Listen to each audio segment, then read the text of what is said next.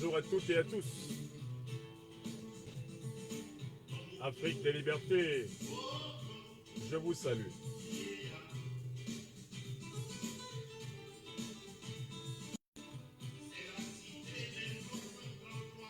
Tout pays africain peut-il adhérer à l'Alliance des États du Sahel?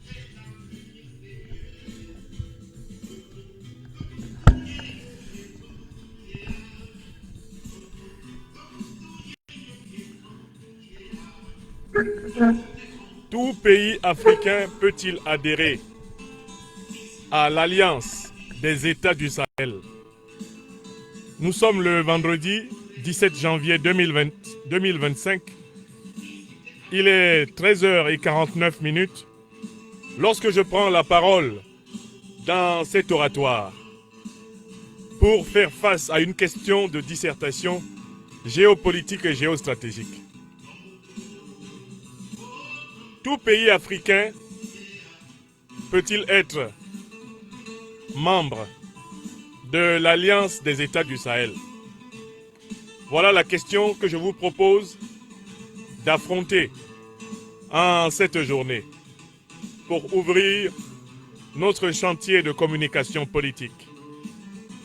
Alors, merci de protéger ce live en écrivant Good Live, en le partageant et en apportant chacun, si vous le voulez bien, votre analyse de la situation dans un commentaire.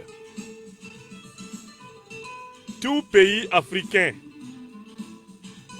peut-il être membre de l'Alliance des États du Sahel? Voilà une question qui est extrêmement d'actualité et je vais vous dire pourquoi. En attendant, mon ami personnel Faso Ouattara chante notre terre sacrée africaine de Tombouctou, la ville aux 333 saints. Tombouctou,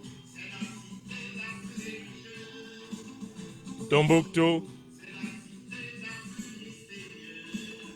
Tombouctou, Tombouctou, yeah, yeah, yeah, Tombouctou, yeah. Tombouctou, yeah, yeah, yeah, Tombouctou, yeah.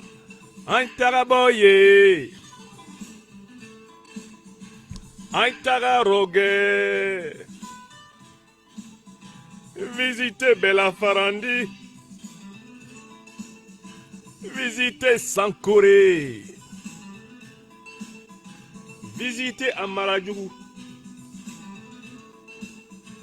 Visitez Oh Tombouctou, yeah.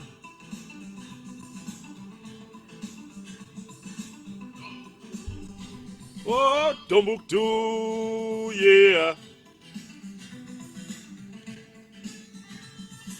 Tombouctou, oh Tombouctou, yeah.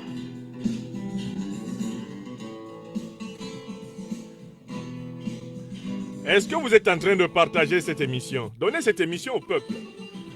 Le quorum n'est pas encore atteint pour commencer nos travaux. Nous avons une seule question à l'ordre du jour.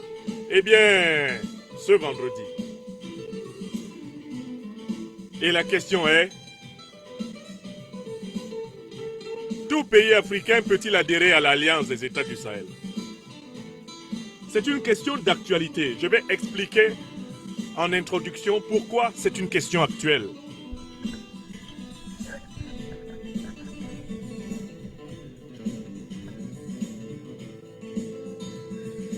Tombouctou, Tombouctou, yeah. Tombouctou, Tombouctou, Tombouctou, yeah, yeah, yeah, Tombouctou, yeah. Tombouctou, Tombouctou, yeah, yeah, yeah, Tombouctou, yeah. Aintaraboye, Aintararogue. Visitez Belafarandi. Visitez Sankoré. Visitez Amaradjougou. Visitez Tombouctou. Oh Tombouctou, yeah. Debout l'Afrique. Debout les diasporas. Et bonjour à vous, nos amis d'Amérique, d'Asie, d'Europe, toujours plus nombreux les uns que les autres. Je vous salue à la Guyane, à la Martinique. Je salue la Guadeloupe de mon frère bien-aimé. Nyusere Kalala Omotunde. Je vous salue à l'île de la Réunion. Je vous salue à Madagascar, aux Comores, à Djibouti. Je vous salue en Polynésie, en Kanaki, en Australie. Je vous salue sur toutes les terres africaines du monde et parmi nos amis d'Europe, d'Asie, d'Amérique, qui prennent fait et cause pour la juste lutte des Africaines et des Africains pour la pleine souveraineté du continent natal de l'homme. Alors, partagez massivement cette émission. Excellent vendredi à nos frères et sœurs musulmans, chrétiens. Excellent vendredi à tous les amoureux de la tradition africaine. Où que ce soit sur la terre, soyez bénis.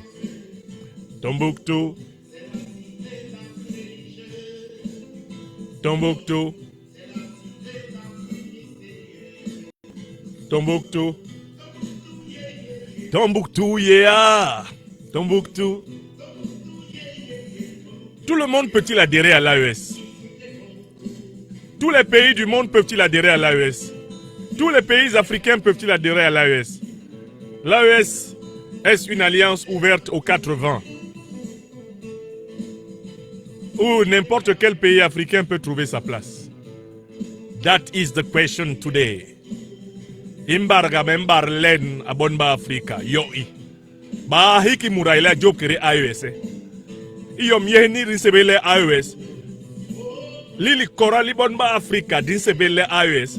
Ba borwa so ba yele ba job mukere. Is any African country able to get inside the Sahelian State Alliance? Is there an open window alliance for all African countries so that they can enter inside when they want and like they want? What is the real situation of this wonderful alliance, which is now in the center of all mind, all spirits in Africa and through the world? The Sahelian State Alliance between Mali, Burkina Faso, and Niger. Is any country able to get inside that alliance? That is the question. Mbarga membar yoi. Voilà la question que je pose. Imbarga membat yoi. Alors, partagez cette émission, parce que c'est une question très actuelle. Sans plus tarder, commençons ce programme. Une seule question à l'ordre du jour de cette émission. Il est pratiquement 14 heures, heure de France, lorsque je commence l'examen de la matière principale, autour de laquelle je vous invite à protéger et à partager. Tout pays africain peut-il devenir membre de l'Alliance des États du Sahel, créée à partir du 16 septembre 2023 par le Mali, le Burkina Faso et le Niger? Tout pays peut-il en être membre? Cette question se pose dans un contexte où on observe que les Africains sont déçus des organisations politiques sous-régionales et continentales traditionnelles. En Afrique de l'Ouest, la déconfiture de la CEDEAO est un secret de polichinelle. Cette organisation a montré ses limites dans la protection des intérêts vitaux des peuples ouest-africains et elle est vomi par les opinions ouest-africaines parce que, se mettant au service des intérêts néocolonialistes français et impérialistes occidentaux, cette organisation s'est mise à réprimer les peuples africains pour les soumettre aux intérêts des puissances étrangères anciennement négrières, coloniales et nouvellement néocolonial et impérialiste. Au désaveu de la CEDEAO en Afrique de l'Ouest correspond le désaveu de la CEMAC en Afrique centrale, une autre organisation détestée et détestable de valets du néocolonialisme français et de l'impérialisme occidental, incapable de concevoir un véritable pas vers la pleine souveraineté des anciennes colonies, françaises, de l'Afrique équatoriale dite française. Organisation qui rassemble les pires despotes d'Afrique centrale, fraudeurs aux élections, truqueurs de constitution et brutaliseurs de leur peuple. Le désaveu des Africains envers la CEDEAO, le désaveu des Africains envers la CEMAC ou même la CEAC est encore plus retentissant concernant la plus importante organisation politique continentale, à savoir l'Union africaine, héritière de l'ancienne organisation de l'unité africaine. L'Union africaine est rejetée massivement par les opinions africaines parce que c'est une organisation de pure figuration, une organisation qui ne sert à rien, qui ne résout aucun problème africain, une organisation qui n'est même pas autonome dans son mode de fonctionnement, car incapable de se financer elle-même, une organisation qui se permet d'admettre dans ses instances des puissances du Moyen-Orient, comme Israël, d'admettre dans ses instances la présence des puissances de l'Union européenne, une organisation ouverte aux quatre vents, espionnée et dont le moindre conclave est immédiatement maîtrisé par l'Union européenne, la Grande-Bretagne, les États-Unis, la Chine, maîtrisée par les puissances du Moyen-Orient. Une organisation ouverte aux quatre vents et par conséquent inutile aux Africains, même si elle continue de jouer le rôle de semblant de socle de l'unité africaine. Les Africains sont déçus de l'Union africaine. Ils sont déçus de la CEDEAO. Ils sont déçus de la CEMAC. Toute mascotte au service d'intérêts étrangers et incapable de résoudre les crises africaines. Tenez, la CEDEAO, créée depuis 1975, a été incapable de construire une force commune pour combattre le terrorisme.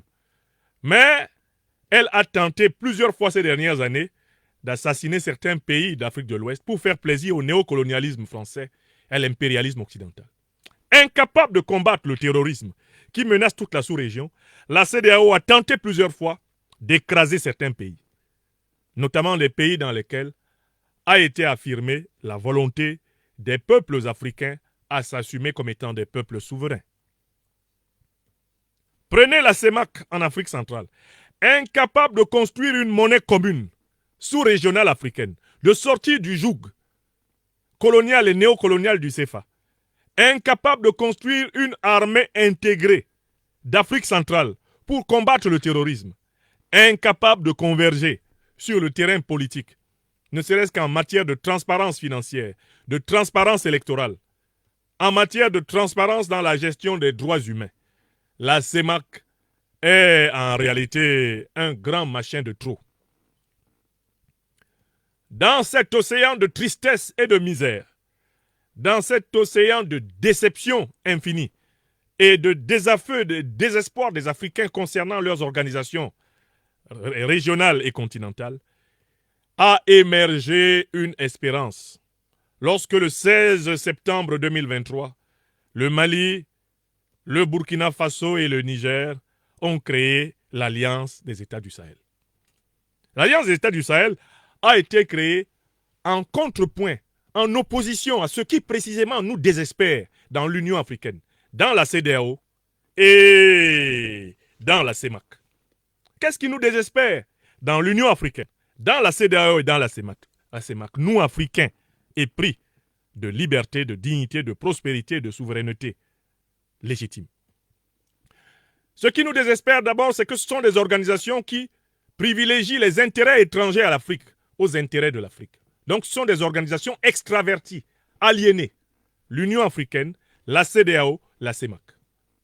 Première raison, ce ne sont pas des organisations au service prioritaire des peuples africains, mais au service des intérêts étrangers qui les contrôlent.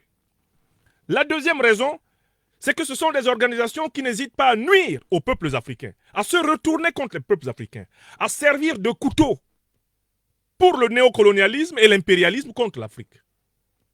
Deuxième raison. Troisième raison, ce sont des organisations qui brillent par leur imposture morale, parce que les principes qu'elles proclament sont exactement le contraire de leurs pratiques. Voilà pourquoi elles sont insupportables aux Africains. Voilà pourquoi les Africains les ont vomis. Elles font le contraire de ce qu'elles disent. Elles parlent de démocratie. La plupart des pays membres de la CEDEAO, membres de la CEMAC, membres de l'Union africaine ne respectent pas les principes démocratiques. Elles parlent de bonne gouvernance. La plupart des pays membres de l'Union africaine, de la CEDEAO, de la CEMAC ne respectent pas les fameux principes de la bonne gouvernance.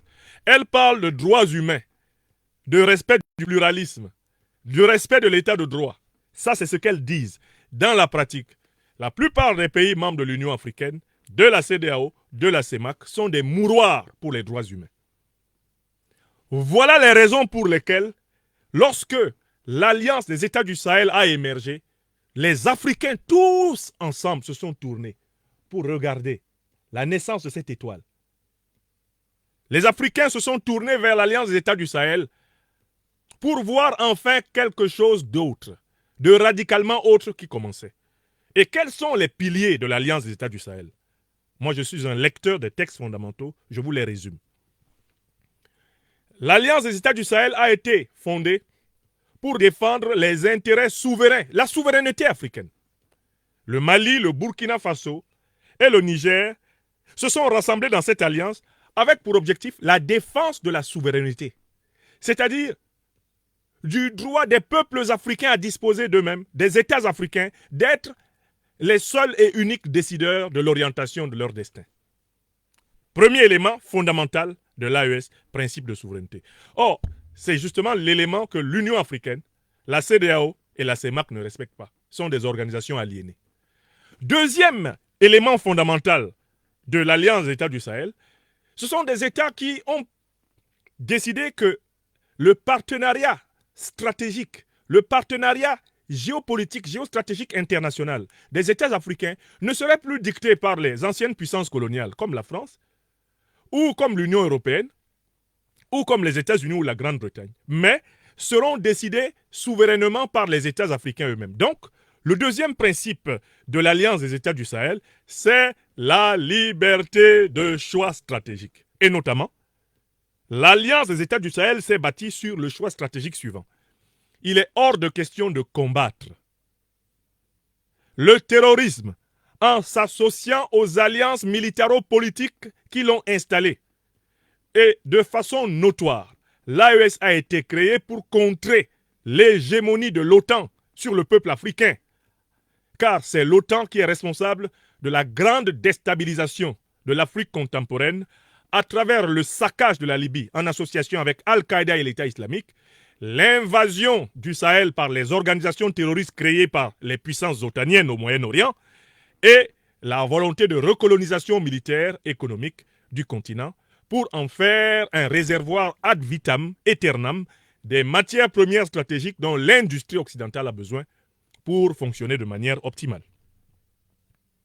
Et ça, c'est le deuxième principe, la réorientation stratégique, la rupture avec l'hégémonie de l'OTAN et de tous ses États membres sur le continent africain. Troisième principe fondamental de l'Alliance des États du Sahel, le principe de la défense des intérêts vitaux des peuples africains. La défense des intérêts vitaux. C'est-à-dire que l'AES part du principe que dans toutes les situations qui vont se présenter, les intérêts vitaux des peuples maliens, burkinabés et nigériens sont prioritaires dans les choix du gouvernement. Le gouvernement n'a pas le droit de choisir quelque chose qui sacrifie les intérêts de son peuple. Voilà les trois principes de la trilogie fondamentale de l'AES. Ce sont ces principes qui guident la politique du général d'armée Assimi Goïta, président du Mali. Ce sont ces principes qui guident la politique du capitaine Ibrahim Traoré, président du Faso. Ce sont ces principes qui guident la politique du général de brigade Abdourahmane Tiani, président du Niger. Voilà dans quelle direction il marche. Et c'est un rappel qui est extrêmement important parce que celui qui oublie les 3 principes de la trilogie fondamentale de l'AES n'est pas capable de répondre sérieusement à la question. Il n'est pas capable de répondre sérieusement à la question à quelles conditions. Il n'est pas capable de répondre sérieusement à la question à quelles conditions est-ce qu'on peut en effet réaliser, à quelles conditions on peut réaliser une adhésion à l'AES. Il ne peut pas répondre à cette question. Celui qui n'a pas fait face à cette question. Partagez massivement ce direct, mes chers amis. Partagez-le massivement. N'hésitez pas à le partager massivement. Voilà. Alors, une fois qu'on a fait ce rappel du contexte, on peut examiner sérieusement la question: tout pays africain peut-il adhérer à l'AES? Dans un premier moment, moi je dirais, on serait tenté de dire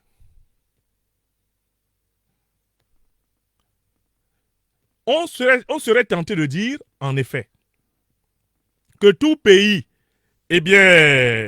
tout pays africain a la possibilité d'adhérer à l'AES. On serait tenté de le dire. Pourquoi? Parce que l'AES est une organisation africaine. L'AES est une organisation basée en Afrique.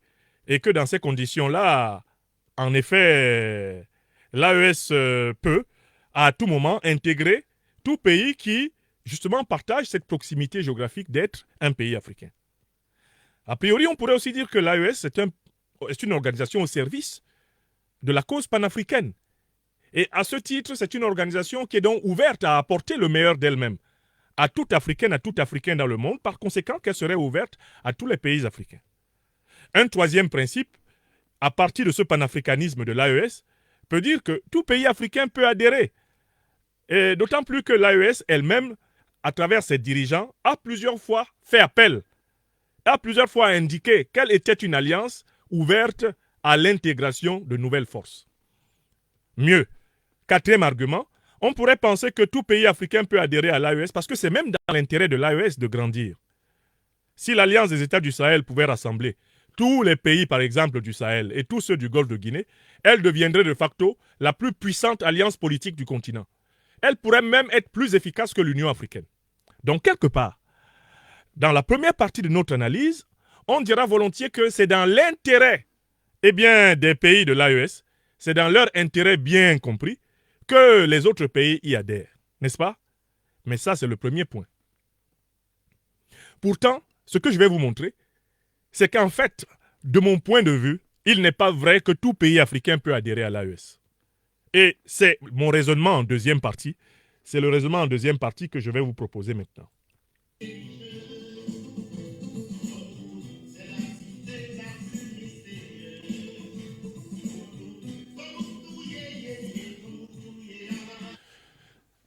Dans la deuxième partie de cette dissertation de géopolitique et de géostratégie, je démontre que tout pays africain ne peut pas adhérer à l'AES. Il ne suffit pas d'être un pays africain, de partager avec l'AES une certaine proximité géographique, d'avoir le désir d'adhérer à l'AES, ou éventuellement d'être un pays qui pourrait apporter un plus à l'AES pour être membre de l'AES. En réalité, pour être membre de l'AES, il faudrait se demander si le pays concerné remplit les conditions que les 3 pays fondateurs de l'AES ont remplies pour se rassembler. Par conséquent, quelles sont ces 3 conditions? Est-ce que ce pays a choisi d'être entièrement, radicalement souverain? Si ce pays a choisi d'être radicalement, entièrement souverain, est-ce que son armée est sous le contrôle d'une armée de l'OTAN? Est-ce que son armée est sous le contrôle de conseillers militaires des puissances qui ont déstabilisé l'Afrique depuis plusieurs décennies? Un pays dont le gouvernement et l'armée sont sous le contrôle des puissances de l'OTAN ne peut pas adhérer à l'AES. Si vous avez dans votre armée des conseillers militaires des pays de l'OTAN ou des pays alliés de l'OTAN, vous ne pouvez pas adhérer à l'AES. Parce que l'AES a été créée pour s'opposer à l'hégémonie de l'OTAN sur le continent africain. Entendu que l'OTAN est responsable de la grande déstabilisation que le continent connaît aujourd'hui. Est-ce que c'est clair? Est-ce que c'est clair? Voilà le premier point. Deuxième élément important. Pour adhérer à l'AES, il faudrait qu'on soit un pays qui a reconquis sa liberté de choix stratégique, de choix de partenaires stratégiques. Un pays qui ne peut pas librement coopérer avec la Chine, avec la Russie, sans devoir obéir aux oukases des pays de l'OTAN, ne peut pas adhérer à l'AES. Un pays qui prétend être l'ami de tout le monde ne peut pas adhérer à l'AES parce que tout le monde n'est pas l'ami de l'AES. J'entends les diplomates de plusieurs pays plutôt favorables à l'AES prétendre que eux, ils sont les amis de tout le monde. Un pays qui est l'ami de tout le monde ne peut pas adhérer à l'AES parce que l'AES n'est pas l'ami de tout le monde. Les principes choisis par l'AES, la souveraineté, la liberté de choix stratégique, le principe de la liberté d'orientation, ces principes-là, d'accord?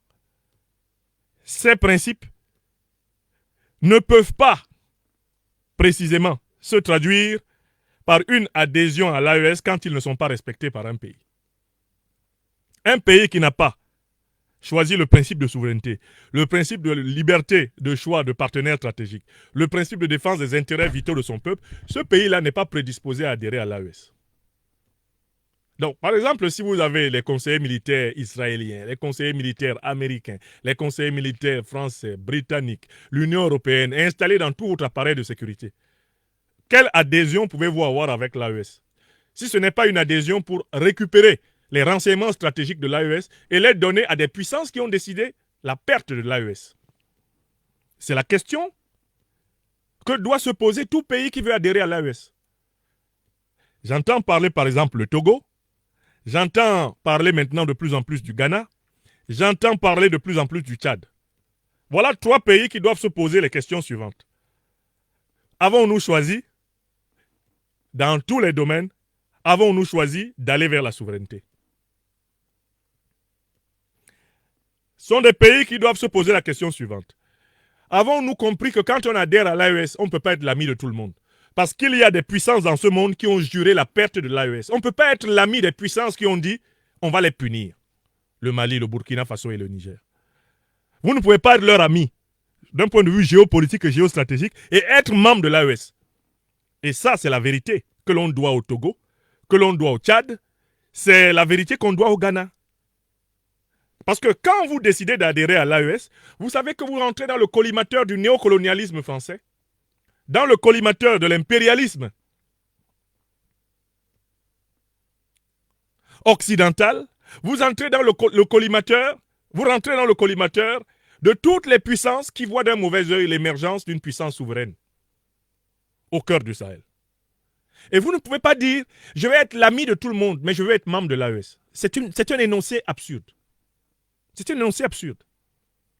Troisièmement, quand vous adhérez à l'AES, vous adhérez au principe de la défense des intérêts vitaux de votre peuple.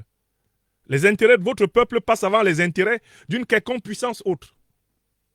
Et donc, par conséquent, vous ne pouvez plus être compatible avec tout le monde quand vous adhérez à l'AES. Car cette adhésion suppose que vous vous engagez dans le combat pour la décolonisation réelle de l'Afrique. C'est une adhésion combattante. C'est une adhésion de résistance. C'est une adhésion de libération. On ne peut donc pas essayer de ménager la chèvre et le chou.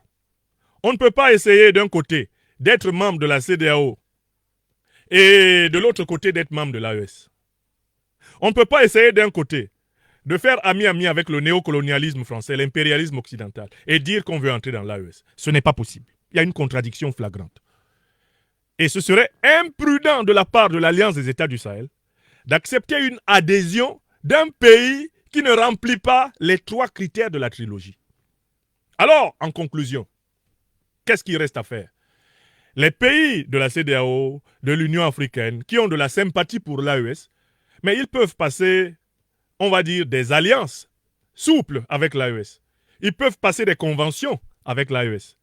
Ils ne sont pas obligés d'adhérer. Si le Togo ne peut pas quitter la CEDEAO pour rejoindre l'AES, il peut au moins passer un partenariat privilégié avec l'AES. Si le Ghana ne peut pas quitter la CEDEAO pour rejoindre l'AES, le Ghana peut passer un partenariat privilégié avec l'AES. Si le Tchad ne peut pas adhérer à l'AES parce qu'il ne peut pas remplir les 3 critères, souveraineté, liberté de choix stratégique, défense des intérêts vitaux, il peut au moins, le Tchad, passer un accord de partenariat stratégique privilégié avec l'AES. Et il me semble que c'est cette troisième hypothèse qui répond pour le moment à la situation de pays comme le Togo, le Ghana ou le Tchad. Ces pays ne remplissant pas encore les 3 critères de convergence fondamentaux qui sont à l'origine de la création de l'AES, ils ne peuvent pour le moment qu'avoir un partenariat privilégié avec l'AES. Mais ils ne peuvent pas encore adhérer. Ce serait une faute, à la fois, à mon sens, des dirigeants de l'AES et en fait une forfaiture de la part des dirigeants de ces pays qui n'ont pas encore rempli les critères d'organiser une adhésion dans des conditions non remplies. Donc, je conclus en disant, tout pays africain ne peut pas être membre de l'AES. Pourquoi? Parce que tous les pays africains n'ont pas choisi la politique de la trilogie. Souveraineté, liberté de partenariat stratégique, défense des intérêts vitaux. Un pays africain qui s'achemine vers cette politique peut à tout le moins passer un partenariat privilégié avec l'AES. Et c'est la situation aujourd'hui du Togo, c'est la situation possible du Tchad, c'est la situation possible du Ghana. Pour ma part, en tant qu'analyste politique, ces 3 pays dont on nous parle de plus en plus peuvent seulement, pour le moment, passer un partenariat privilégié avec l'AES. Ils ne peuvent pas encore adhérer. Car ils ne remplissent pas encore les 3 critères de convergence qui unissent et qui soudent le Mali, le Burkina Faso et le Niger. Voilà la démonstration. Voilà la démonstration que je voulais vous exposer dans mon éditorial de ce vendredi 17 janvier 2025. Donc ma réponse est là. Tout pays africain ne peut pas adhérer à l'AES. Encore faut-il que ce pays remplisse les 3 principaux critères de convergence de l'AES. Les pays qui ont de l'amitié pour l'AES, mais qui ne peuvent pas remplir ces critères de convergence, peuvent cependant passer des accords de partenariat privilégiés. Donc pour le moment, je suggérerais modestement, car je n'ai pas de pouvoir de décision, je suggère modestement qu'il y ait des accords de partenariat privilégiés entre l'AES et le Togo, entre l'AES et le Ghana, entre l'AES et le Tchad, en attendant que ces 3 pays et tout autre pays qui veut vraiment adhérer à l'AES s'aligne parfaitement sur les 3 grands critères de la trilogie fondamentale de l'AES, à savoir le critère de la souveraineté, le critère de la liberté de partenariat stratégique et le critère de la défense des intérêts vitaux. C'est QFD ce qu'il fallait démontrer. Toute adhésion précipitée à l'AES est un danger pour l'AES. Un pays qui n'a pas encore rempli correctement les critères de convergence va s'avérer être une taupe à l'intérieur de l'AES pour transférer des informations stratégiques, des informations tactiques aux puissances ennemies de l'AES. De ce point de vue, j'ai confiance en la lucidité, j'ai confiance en la vigilance des 3 grands gouvernements, des 3 grands dirigeants de l'AES. Les présidents Assimi Goïta, Ibrahim Traoré et Abdourahmane Tiani ne sont pas tombés d'une pluie avant-hier. Ils ne s'en laisseront point compter. Ainsi soit-il. Ainsi soit-il. Ainsi soit-il. Voilà, je vous souhaite une bonne suite de vendredi. Mon objectif est atteint.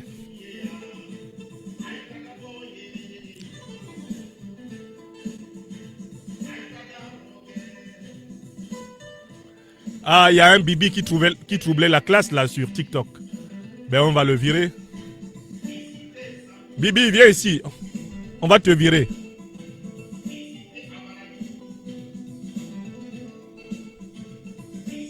Voilà. On a bloqué le vaurien de Bibi, c'est bon. Tout va bien. Excellente journée à toutes et à tous. Merci infiniment.